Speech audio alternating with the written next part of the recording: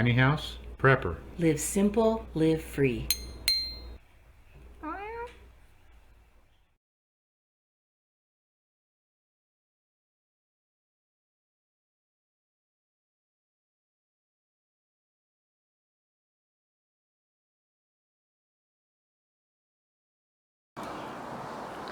Hi there everybody, I'm Bill. And I'm Elizabeth with Tiny House Prepper. Now what we want to talk to you today is why we live in our tiny house. And how we got here and where we think we're going to go from here. Now it's a 32-foot RV trailer, as you can see. Yeah. It's 250 square feet. It's also got this attached sunroom back here. It's a 3-season room. We're living here very happily. But this was not our initial intent, to live in a little place like this. Over the last 8 years, we've had quite a process happen in our lives. And we've learned that when we couldn't understand things, God did. And He's known what we've needed. And now, instead of this being just something we've had to do, we're discovering that we love it here. And this is the life we intend to maintain. And it's a good place to be. So what we want to share with you today is the process. What has brought us to where we are now. And just kind of let you know how this whole thing came about. I was kind of hoping that we could do this part out under my favorite tree out front. It's a beautiful day, a little drizzly. But the birds were singing so loud we were afraid you wouldn't be able to hear us. So we decided to come in. So here we are. So where were we? Before all of this started? Well, I had a construction business. I was part of a family construction business that my parents started in the 80s, and I was working right along with them. And it was growing every year, and it was going well. And I have been a piano, voice, music teacher for many, many years, 34 years now, I guess. And I had a pretty built-up practice. Think about 64 students, something like that. Getting people ready for Broadway auditions and thoroughly enjoying it. Yeah. And because we were both self-employed, we didn't have any kind of retirement coming from a company or whatever. So, right. No pension. As our retirement plan, we had invested in 3 rental properties, besides the one that we owned or that we lived in. That was our home. And as a builder, I had purchased 2 of them, but I actually built 2 of them, and that was going to be our retirement. But then came the crash of '08. The family business built, I think, 9 homes in 2007. And it's nice, we were able to put other people to work.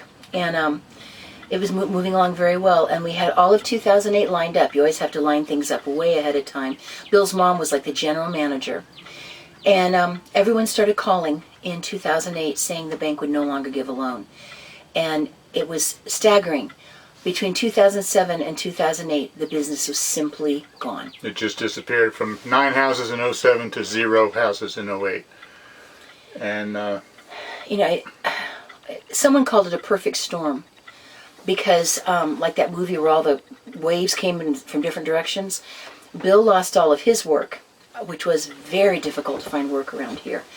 All of our renters lost their jobs, and all of the houses that we owned, suddenly their value just plummeted. And so we had some savings, we had resources, and we were trying really hard to keep everything going, keep them afloat. And by the time all the dust started settling, we pretty much lost any extra resources that we had. And even when we tried to put other renters in the houses, they couldn't begin to pay what was necessary to cover our expenses for it. And it was like 2 years, I guess, before Bill really found any work. Now, I was still teaching, but that was just a portion. So we owned 4 houses with 4 mortgages and no way to pay any of them. Yeah. And so the bottom line is, over a period of a number of years, we lost all 4 of the houses. But I'm getting ahead of myself. Yeah, it took time. We've had people asking if this whole thing startled us or if it was like unexpected. Well, I'll tell you quite honestly, when all of a sudden we realized there was no business for 2008, it was hard to know what that was going to mean. Businesses have downturns. but and we kept hoping, well, if we just keep on top of things and try to keep going with it, this will pull back out again. But over the course of time, it began to dawn on us and on Bill's parents that this was real serious. The recovery just wasn't happening. So I started looking for work somewhere else, anywhere else I could find it. I did a couple of odd construction jobs that were renovation type jobs, but even those, I was in the new building business. I wasn't in the renovation business, and even though it's the same, it's different. I wasn't marketing in that line. Yeah. So the construction just sort of completely petered out. So I was looking for other work everywhere I could look. And I want to touch on something real quick, hon. Okay. So at this point, Bill's lost all of his work. And I just wanted to share, at one point in our life, we had been basically living like many, many people do in this country. And we found ourselves in a pretty bad amount of just credit card debt, personal debt, some medical bills, just for different things back then. It was about $20,000 of just credit card and personal debt. And we'd actually gotten out of that. We had paid all of that off. And before the whole crash happened, we were starting to dig into paying off our house. And so when we were left with a big mess on our hands, it was business, normal business debt that there was just no business left in them. Yeah, we didn't have any personal debt left except for our mortgage, and we were working on that. But we did have some business debt for supplies and things like that we still had to deal with. Right. And see, we just pretty quickly, every resource that we had was depleted.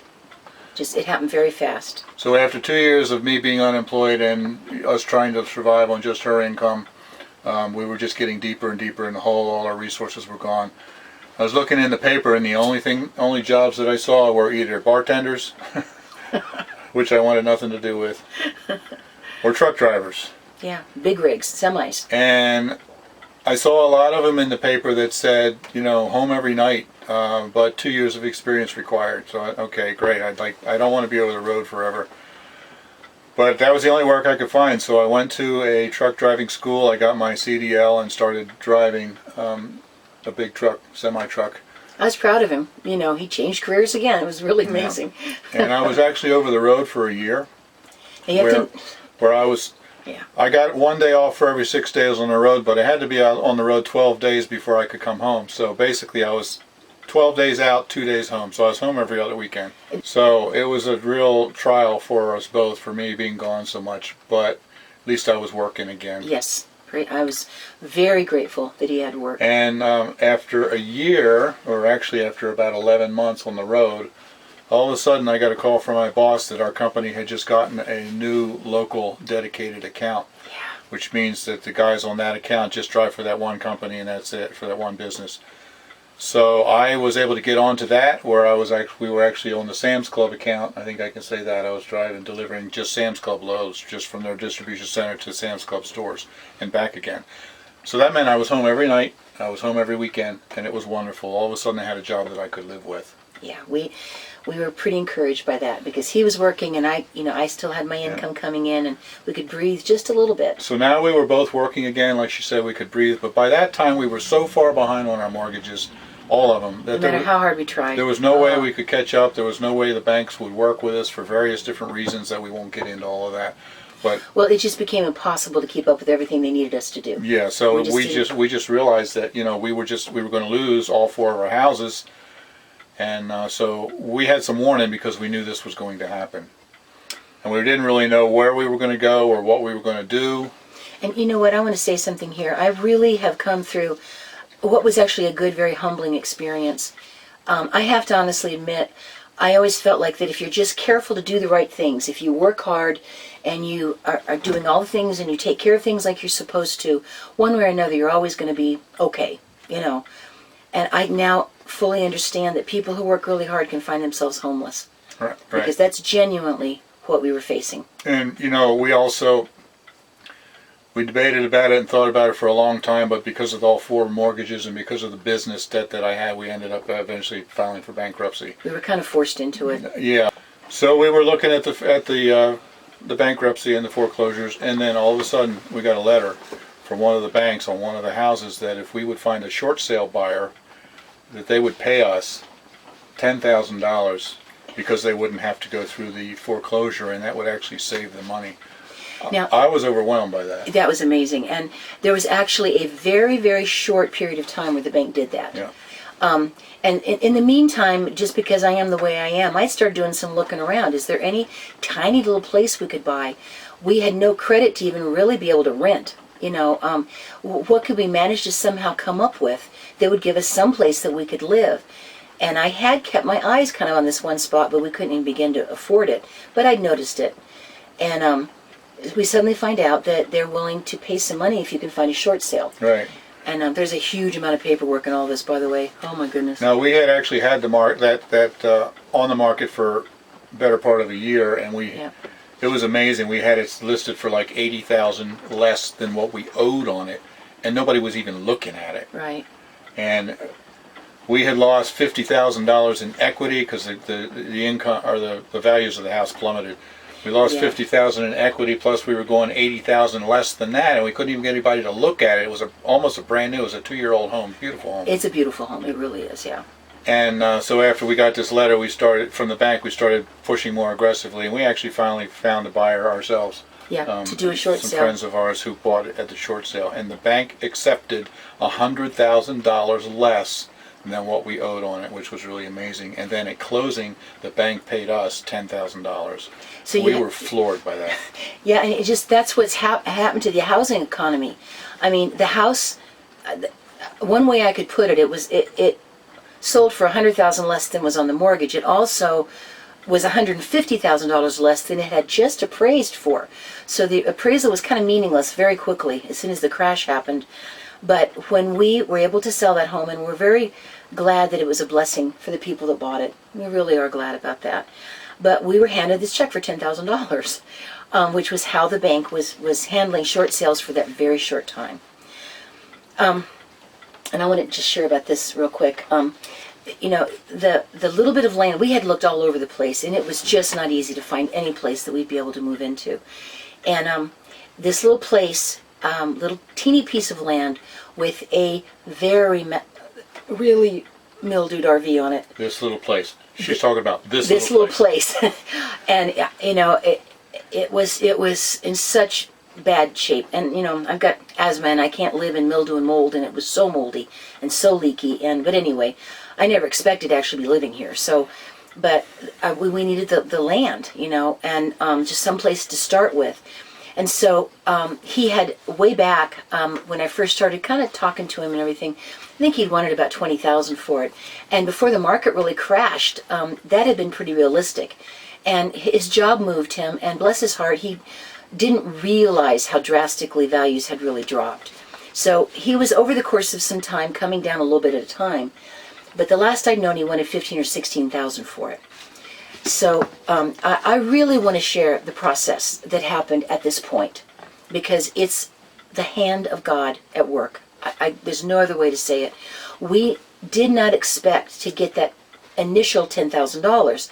That was something that the bank just provided because we did the short sale. So that wasn't something where we had been able to come up with that totally on our own.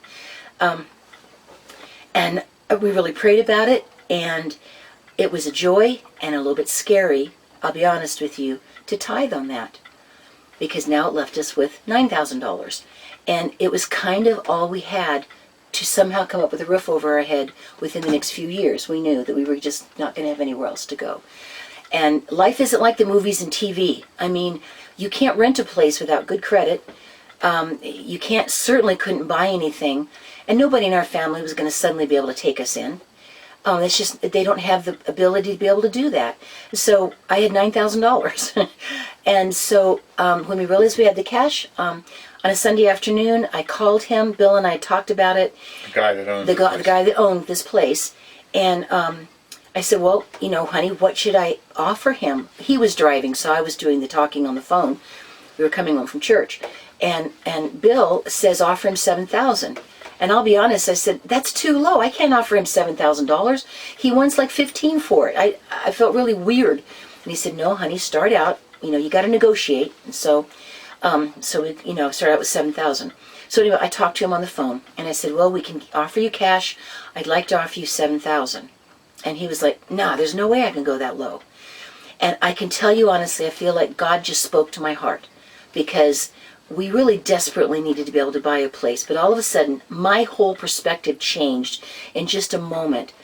And I just told him, I said, what do you really need to be okay? What do you need to get for this place? Because, he needed to be able to have some money for his move. And he said, well, I thought I had it sold for 10. I thought I had it sold for 9. And he said, would you guys take 8? I was floored. And I said, yes, I think we could do that. Oh my goodness. So we got everything set up with him. You don't have to go through a bank, but we still had to do the whole closing with an abstract company and all that kind of normal stuff. And he seemed happy with it. It seemed to be what he really needed. And God had provided us with 10. We gave back to him 1,000 of it. We had 9,000 left. And you still have closing costs. And I'm telling you, we walked out of closing with less than $100 left out of that money. But we owned this place. I consider that just the hand of God at work. So now God basically just said, here you go, here's the land that you need. Yes, I mean, I feel like it was totally a gift out of his love to provide us with somewhere to go. Yeah. And at that point, we were not planning on doing anything with this place besides knocking it down. See, at that point, we were both working again, since Yeah. I was driving a truck now, and she still had her piano business. And so the plan was that we were going to tear this old ratty place down, and we were going to find some kind of a used mobile home to put on it. Yep. And we were, looking online. We found some really nice looking used mobile homes for $7,000 or $8,000, and we thought, well, we can, since we're not paying the mortgage anymore because we can't catch up with the mortgage anyway, we'll be able to save the money that we need to buy a place and move it and get it all set up. Now, And Chris, that was the plan initially. right. And one of the things that we had to discover very quickly is there's a big difference between what you think something is going to cost and what it actually costs. And one of the things that I was doing during this time is kind of the due diligence of finding out what would it really cost to get this place raised and then be set up to be able to put a mobile home on here. And we were stunned to find out how expensive it was really going to be to follow all of the township regulations and everything that had to be done. I'm not kidding. If someone had given us a mobile home, I found out that to do the job properly and to have everything set up the way it's supposed to be was going to run us about $10,000. And that was a blow. That really was. I expected maybe $2,000 or $3,000. Right. And we had even had someone offer us a beautiful, newer RV that was bigger, that we could just haul over here, with somebody's, SUV, and be able to make real small payments on it. But just to put it on this lot was going to be more expensive than we ever realized. Right. So we already were trying to kind of figure out what we were going to do. And then Elizabeth had her stroke. Man, life can change from one second to the next. Absolutely. We were going to bed. It was about, 11:30 at night or something like that? It was just about right at midnight. All of a sudden she looked at me and she said, my arm feels funny. I said, what do you mean? She said, I can't lift my arm. And I said, what do you mean? And she said, and my leg feels funny too. I said, get in the car, you're having a stroke, we're going to the hospital. She looked at me, she said, what do you mean I'm having a stroke? I said, we need to go now. So I figured it'd be faster in the middle of the night, it'd be faster for me to get her there than to call an ambulance. So I loaded her into the car and we were at the hospital in about 20 minutes or so. There. So we could spend the next 20 minutes talking about that, but that's not what this video is about, right. So we need to move on with that. Yeah, we do. I really thank God that I have been able to recover as much as I have. Mm-hmm. But it meant a couple things that I didn't realize when I was first kind of trying to figure out what was going on. And I was in the hospital for 8 days. And when I got home, I couldn't walk. And so my sister came, and bless her heart, once Bill had to go back to work, she took care of things for me for quite a while. But anyway, one of the first things that happened, and you have to understand something with this, is that I did have insurance through Bill's insurance. The bare bones hospital bill was $72,000. But even after the insurance pays its part, then we owe a pretty big chunk, and I have ongoing medical stuff going on. So the day I get home from the hospital, Bill finds out that he had just lost his dedicated run. Yeah. Now, I didn't lose my job with the trucking company, but the company lost a dedicated account with Sam's Club, which meant that in order to keep my job, I would probably have to go back over the road. Now, they did have another dedicated account with Johnson & Johnson, but that was local that I could get on. But there were about 20 drivers at Sam's Club, and there were only 4 slots available on the J&J account. And if he went back over the road, well, it wasn't feasible for him to go back over the road. And so, and if we went to a new company, go ahead. thank you. Sorry. So if I didn't get one of those 4 slots, the only way to keep my job with my company was to go back over the road, and I really couldn't do that because of the stroke that she had just come home from the hospital that day, and she needed help. And her sister was here for a couple weeks, but she couldn't stay, and I had to be here for her. And so if I would try to quit my job and go with a different company, then we had all kinds of issues with the insurance because she was right in the middle of all of this. And for us to try to change health insurance right in the middle of all of this, it would have been a disaster. Yes. So it was a very scary time, and we were both just praying like crazy that God would take care of it. And a couple days later, praise God, I got a call from my boss and said, well, how would you like to go to work on the J&J account? I said, sign me up. Yeah, he was one of the 4. Praise the Lord. So I was able to got that job. I was able to continue to get home every night and every weekend, and I ended up with an even better job, a better situation at Johnson & Johnson than I did at Sam's Club, which I won't go into here, but it was even better what God did. Yes, yes. I want to just say something very quickly. Bill's parents were with us, and his mom had developed cancer, and I'd been taking her down quite a distance for chemotherapy. And I'm so grateful for her because when I got in such bad shape, she'd come out with her walker and she'd fix my meals and, take care of me. And in the midst of all this, I have to say that one of the things that was difficult and really hard was her death. Losing her happened kind of in the middle of all of this. So, she was a wonderful lady and strong as she could possibly be. But anyway, I'm grateful that she was around until I could start walking again. Yeah. During the day, When I wasn't there and I could only be home at night, my mother was there. Like she said, she's hobbling around on a walker by this time, but she was there to help Elizabeth if she needed the help. Till Elizabeth finally recovered a couple months later, or started to recover. She still hasn't fully recovered. A lot of occupational therapy and physical therapy and all that good stuff. Yep. Okay, so now, yeah, okay, there goes my income. right. And it took me a long time to accept that. I guess Bill finally convinced me I was kind of a workaholic. I loved my job. How incredible to do something you love as your income. It's a gift. And it was very difficult for me to have to finally realize that I was not going to be able to do it anymore. I've just never been able to get back what I needed to be able to teach the number of hours that I did all the time. It took me from July when I had the stroke until January to finally have to accept the fact, and we'd notified everybody and they knew what was going on, but I finally had to write 64 letters and tell people that I just couldn't do it anymore. To all of your students. To all of my students' families. And they had hung in there with me really, really well.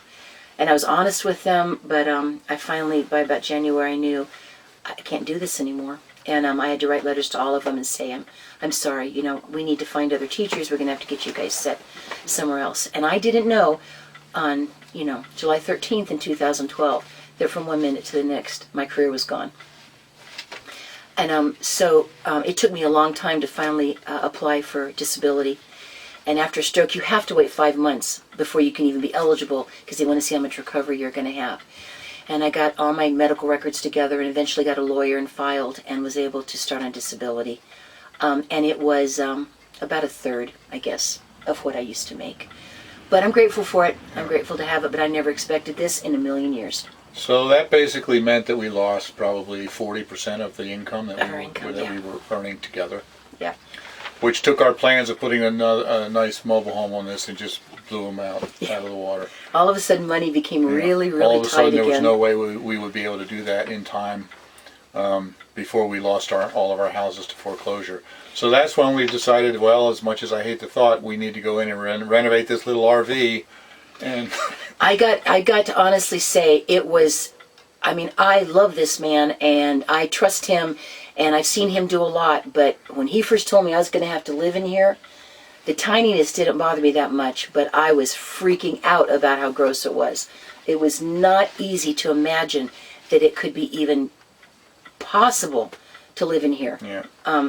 It was really hard on me. I got to be honest, it really was. Well, it was on me too. Yeah, you're the one that had to deal with I all had to that. come in and I completely gutted the inside, and this whole alcove that we're sitting in here had to be completely rebuilt. I mean, really rebuilt. You can see that on the very first video that we put on. It's called "The Renovation Begins." In fact, we wish we had filmed when it was really just barely started, but we didn't realize. Right. You know, we weren't planning on it being a YouTube thing at that time. So then you know? another thing is that if I was working over the road again, I wouldn't have had the time to be able to do that. Being on the J&J account, I at least had an hour or two every evening if I had the energy after working, driving 12 hours. And he But would then I drive had like weekends. a half an hour to get here, and then just keep working at Yeah. it, keep working on it. So I had actually several years before we lost our house where I was just constantly doing a little bit of work on this at a time. Yes, just really trying. And we were doing it all cash. Of course, we didn't have as much money because we lost our income, but we were trying to do it all cash. Well, we had to. We didn't And have a then- choice. Then, okay, so The cash for keys. yeah, oh yeah, I know, hon. Okay. So, okay, so we got to a kind of another crisis point. And that is that there were some things that we were going to have to do with this place to make it habitable. And they were major. There's just certain things that you need to make it really function. And I really, really needed a washer and dryer in here. And I'm genuinely cannot be going to the laundromat all the time. And I needed a dishwasher in here. I don't want to sound like whiny because life is good and I keep going, but I've got really bad psoriasis and I can't wash the dishes all the time, and I will not have my poor sweet husband coming home after 13 hours of driving a truck to wash the dishes. I wanted a dishwasher. So, and we needed new doors. This place looked like it had been opened with a can opener in some places. We needed doors. We needed major stuff to make this actually not fancy, but livable. So there was no money for that.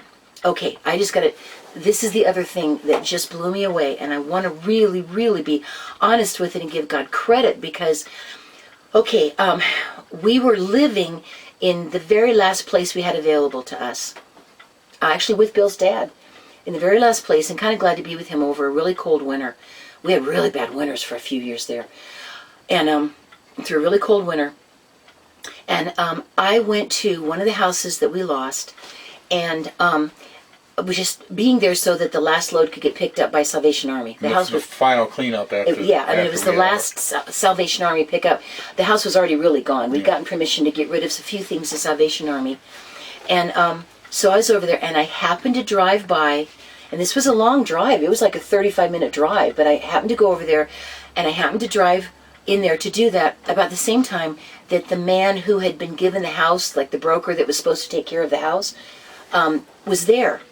So he actually expressed to me that he was very grateful that we not only didn't damage the house, but we left it clean and nice. And I said, well, of course. I mean, I guess a lot of people trash houses when they lose them. But my goodness, I would not do that. And I certainly, if nothing else, am answerable to God for how well I treat people. So trashing that house would have been wrong. But anyway, so he was grateful for that because it left him with the house in good shape, to deal with.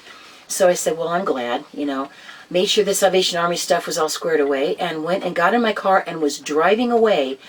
And the broker ran, caught up with me, and was tapping on my window on the car. So I stopped. He startled me. And I rolled it down. And he goes, do you know what cash for keys is? And I said, well, not really. And he said, well, I want you to come to my office, okay? So I went to his office. He gave me a big old stack of paperwork. And he said that sometimes in order to help people move, and in order for them to leave nicely, a bank will offer cash for keys. He said, usually, though, it has to happen really early on because every day that goes by, they'll pay less money. And it's usually just to make sure people don't trash things. Well, since you guys haven't, and since some time has gone by, I don't know if they'd give you any, but why not try? So we filled out once again. This whole process has been so much paperwork. Oh, my goodness. So we filled out once again a whole bunch of paperwork. And he told me it could be as much as $3,400, but he said, I don't even know if they'll give you any, but let's at least try. my goodness, we would have been grateful to get $100. I mean, every little bit would have been so helpful. So I turned everything in. Time goes by. The house was gone. And so he calls up one day and he said, well, come pick up your check. So I drove a half an hour to his office and I picked up a check for $3,400. Which was the max amount that they would have paid anyway. Yeah, it was the max amount they ever pay anybody. So, you know, God knew what we needed to finish the renovation on this place. And not only did that allow us to buy, you know, the washer and dryer that we really needed and the dishwasher and the doors, but we needed 2 custom doors at $400 a Yeah, they were shop. at least $400, yeah. But it also allowed us to put in some new kitchen cabinets, which we weren't planning on, instead of using the old ratty ones. The old moldy, Yeah. mouse poopy, yucky, yeah. To be able to put something in that was in decent shape and clean, So, you know. And can I share real quick? Once again, it was not easy to tithe on that. And I'm just saying that I knew that God had provided. It was a joy to say, Lord, you've given. We want to be able to at least tithe. But once again, it cut it down to just a little bit smaller amount. And I don't know if I'm stepping on what you were going to say, but all over it. go ahead, No, sweetheart. you finish up. Go ahead. But when we went to, you know, we had to order some of this stuff. I mean, the doors had to be special ordered. But when we went to pick up some of the major stuff we needed, there was a sale going on. And I just want you to know that we got the doors and we got what we needed to actually make this kitchen work and to get the appliances we desperately needed. The hot water heater, for goodness sakes. Right. This place didn't even have one. I mean, stuff that makes it habitable and cleaner. We contributed $30 of our own money. Everything else had been covered by that check. So what we see is that God knew our needs long before we even knew Yes. what was happening. He provided the money that we needed to buy this place, and then, well, it was probably a year later, well, after we were working on renovating. Year and a half later. He provided the $3,400 that we needed to finish renovating it and to put in a nice new kitchen. And I just can't thank him, I can't praise God enough for, you know, so many times it seems like in our life we would save some money and get something ahead. And we've talked about this, and then some major thing would happen, and it would take all that money, and you feel like you just can't ever get ahead. What's the deal with this? And then God kind of put me in my place and gave me a different perspective, and He said, I knew you were going to have that need, and I provided the money for you beforehand so that when that need came, you could take care of it. Yeah. And that's a whole different perspective on life. Yes, it is. And that's exactly what He did here. He knew the need that we would have to be able to have a place to live and to be able to make it habitable. And even though it was the total thing was an 8-year process for us to go through, you know, we had some goals and they were slowly going along, but it felt like we were in molasses. It's just so slow Oh, my over goodness. 8-year period. But at every step of the way, God was there, you know, 1 minute before we were. And He took care of everything all along the way. And I'm learning to be joyful in having what we need and not having more than that. I mean, He has been very faithful. And even though, honestly, we have both worked, my husband has worked so hard. And yeah, you have to do what you can. But I honestly feel like that the fact that we have a roof over our head is totally the provision of God. It's not something where, I mean, we've had to work really hard to be careful with our money. We are totally out of debt now. We've had to do this very diligently, but we would not have this place to live. And it would not be something we could live in if God hadn't directly provided in ways that I would never have looked for. I mean, that man chased down my car and knocked on the window to offer me money. I mean, people just don't do that. So I know that was the Lord. We just got to be honest about that. People have asked, you know, how has this affected our marriage? You know, I mean, what's it been like for us emotionally?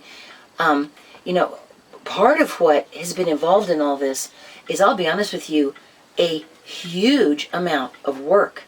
Because we started out originally when everything crashed in a beautiful house that we had designed and built.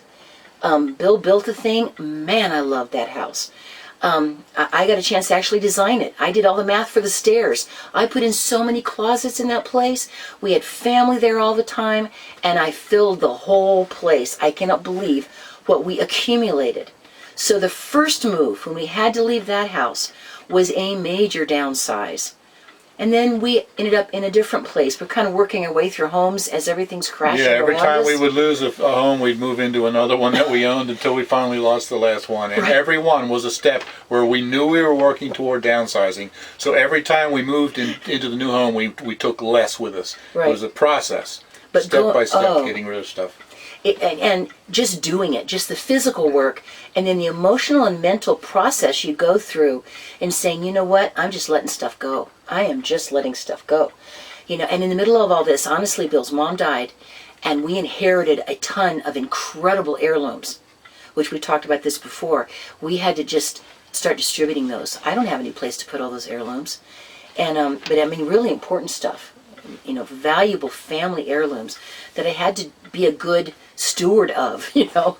But just learning to just let stuff go. And what started out being kind of hard, after a while got easier and easier. But it's just the physical work of going through a lifetime of accumulation from one house to another, and then into that, and then, you know, to get to where we finally made the last move after Bill got enough of the renovation all done that we could try to come and be in this place, because then we had nowhere else to go.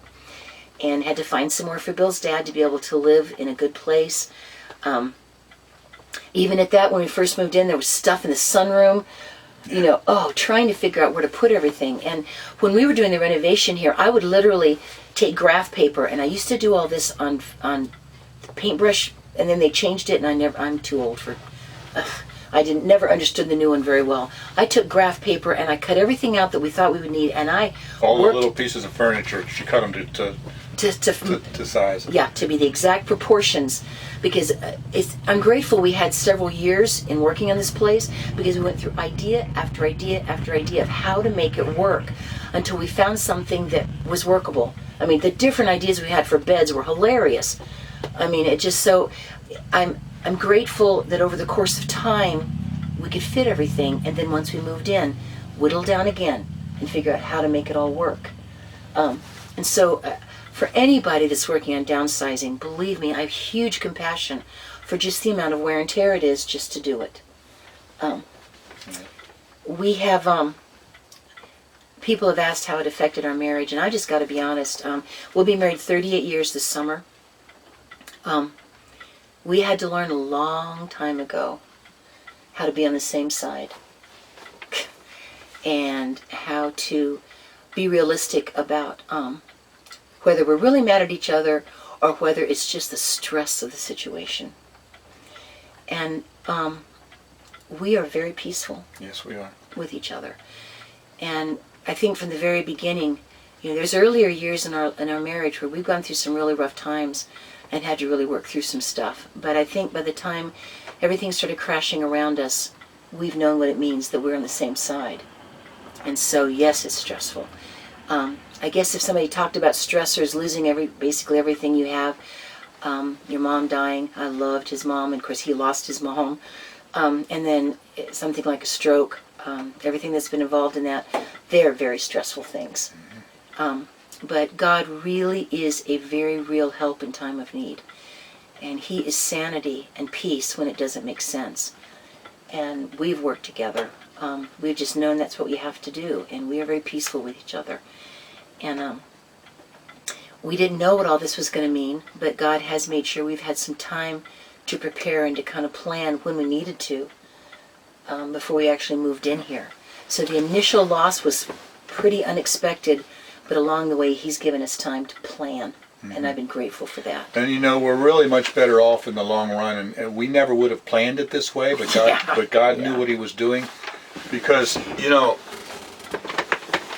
people hear our story and it's like, you lost 4 houses, you lost all this stuff, and now you're living in an RV?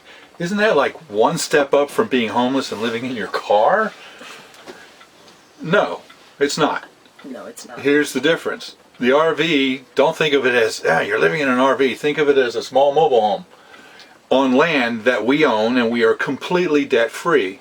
Now, the way it was before, everything looked great. We had all of these homes that were rental properties. They were going to be our retirement. We were doing all the quote right stuff. But the thing is, everything was mortgaged to the hilt, and those rental properties that we had, as long as we kept them rented, they were paying for themselves, but each one of them had like a $50 a month positive cash flow. Yeah. And if we had a vacancy, we didn't have any money to pay the mortgage for that month until we got a new renter in there. Well, we did for a while, but then we lost that quickly. Well, that's true. But Yeah. then the bottom line is none of them would have been paid off until probably our mid-70s. So they weren't really retirement because they weren't. They had equity, but you can't eat equity. You got to have cash flow, and they weren't going to have cash flow until 10 years after we were actually retired. Now we're in a situation where we're completely debt-free, and yes, it's true. The only thing we have is this little place, but And an old van that runs just fine. yeah, but it's actually my 59th birthday Happy today. birthday, sweetheart. It is his 59th birthday today, and I just turned 60. I'm the old lady. And so next year, on my 60th birthday, I will be able to start getting my National Guard retirement. And that would make enough, that would give us enough income in addition to, her disability, and I'm of course still working, that we could go out and buy another house if we wanted to. Just a small one, but we could probably do it. But the reality is we are never doing debt again. We've been burned. We are not doing that again. Never, for nothing. Live simple, live free means Yes. stay free from the bondage of debt. So we are planning to stay free from the bondage of debt. We are going to continue to live right here. We're happy here. It works for us. So what we're going to do is, instead of buying another house for us to live in, we're going to take that money and start saving it. And actually, if you're not paying interest, you can actually save money pretty quickly. We're going And to save every penny we can. it'll be possible for us to buy another rental property in just a couple of years, and we can do it cash. Just something very, very small and inexpensive. Yeah, it'll be a small, a mobile home on land, or it's like a small 2-bedroom ranch or something like that. And if we get a fixer-upper that I can fix up, as you can see, I can fix stuff up. Yeah, you can. I fix. He's a fixer, that's right. Then we'll be able to do that. We'll be able to do it all cash, and we'll actually have a rental property bringing in income for retirement when I retire instead of 10 years after I retire. Now, like I said, we never would have come up with that plan, but God did. He knew what we needed. He's taking care of it every step of the way, and I just praise Him, and I just can't thank Him enough for seeing our needs even before we knew what they were going to be and taking care of it. I think one of the things that's true about life, they just have to realize is nothing's going to turn out the way you thought it was going to. And, I didn't have a stroke because of stress. They discovered I have a clotting disorder, and I had through a clot in my brain. In fact, I had a second one in the hospital, and they saved me in intensive care from more brain damage.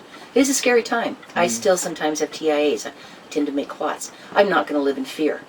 We're going to have ongoing medical expenses, and I even set money aside so that when I come up with something where there's money left after the insurance pays that we have to pay, I can pay for it. I just know I'm going to always have a little bit that's going to come up.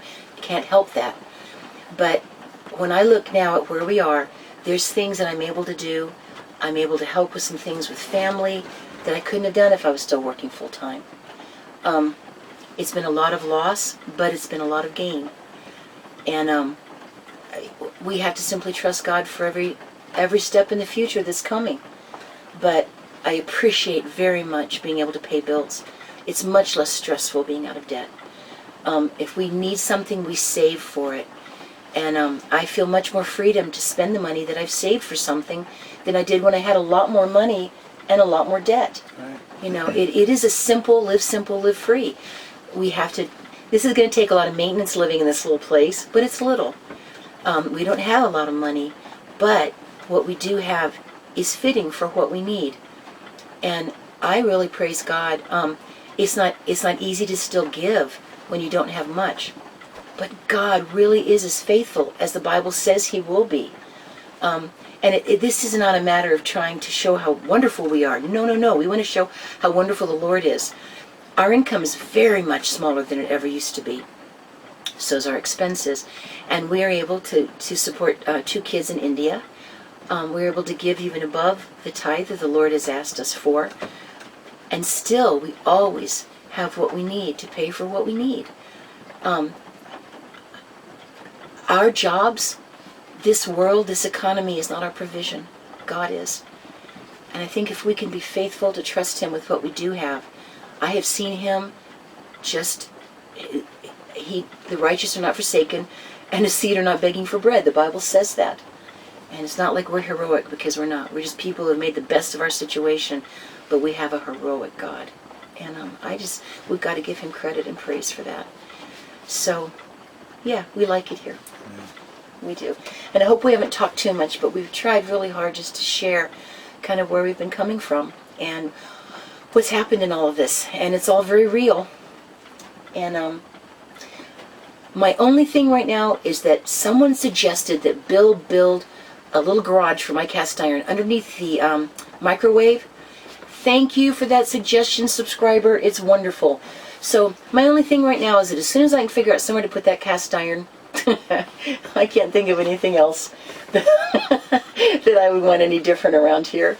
I guess that's on me, huh? Yeah, well, he's my builder and fixer, and bless his heart, man, he has just done so much. And I'm trusting God that when the time comes that he doesn't have to work so much all the time, that one of the things that simplicity is going to bring for us is just time. Time to go places, maybe, time to visit with family. And that's really wealth. Wealth is love. Wealth is time. And so I didn't know that I would become wealthy by losing everything. Oh my goodness. I didn't know I'd become wealthy by having to trust God when I'm so scared. But he's been faithful. Because And we have us, and we have a roof over our head. We have family that we love. And we have the peace of knowing we can pay the bills that come. And I think that's some pretty good wealth. And so, we do live simple, and we do live free now. And we are very wealthy in the things that really matter. I didn't know I was going to cry. Sorry. And I thank God for the gift of 38 years married to Bill. And for everything that he's taught me about love and what we've taught each other about forgiveness. And how much God has been with us. And we really mean that. So is there anything else you... I don't think so. Listen, we love you guys. Thank you for bearing with us. If you have any other questions or you're wondering about things, we're very interested. And once again, if we haven't responded to every wonderful comment, we want to. We really care about you guys. And we thank you for all the wonderful things you say and for how you're willing to kind of be a part of our lives. And so, please like and subscribe. That's what you're supposed to say when you're on YouTube. Right. But we didn't plan on this YouTube thing happening. It's just kind of grown on its own. It's been amazing. But we do care about everybody. We really are just so glad that you're a part of us. And so live simple and live free. Thank you. Thank you. God bless you guys.